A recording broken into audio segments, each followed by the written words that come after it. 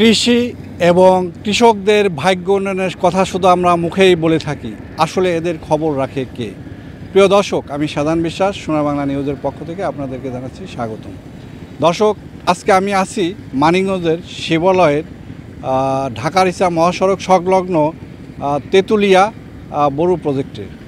দর্শক, এখানকার অসাধু মাটি ব্যবসায়ীদের যে খালের মাঝখান দিয়ে বাঁধ দিয়েছে, এই বাঁধটি হয়েছে এখানকার কৃষকদের গলার কাটা।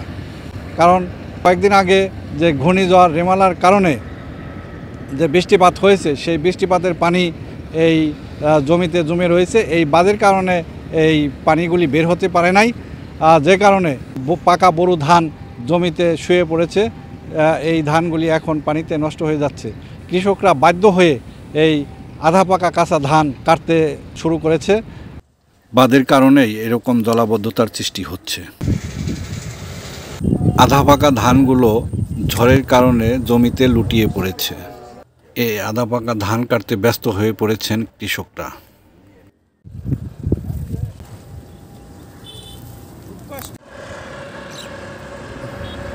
ব্যস্ত সময় পার করছেন কৃষকরা। পানিতে পড়ে যাওয়া ধানগুলো গেরিয়ে যাচ্ছে।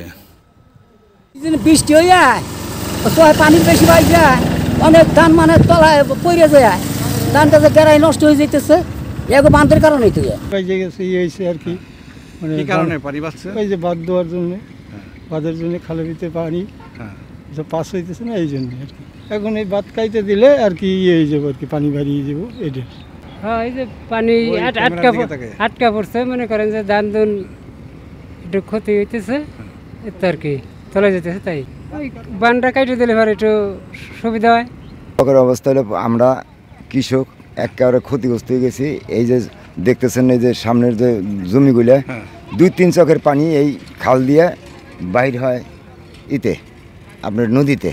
সেই নদীতে বাইর হওয়ার এই কিছু অসাধু মাটি ব্যবসায়ী আইসে এই রাস্তা খালের ভিতরে বাঁধ দিয়ে আটকায় রাখছে, যার জন্য এই যে এই ঘূর্ণিঝড় গেল, ঘূর্ণিঝড়ে যে বৃষ্টিটার 1 ফোঁটা পানি নিষ্কাশন হয় নাই, বাইরে নাই। আমাদের ধান এখন পইরা মাটির ভিতরে পইরা একেবারে হয়ে গেছে, গেড়ে গেছে। দেখেন তার প্রমাণ।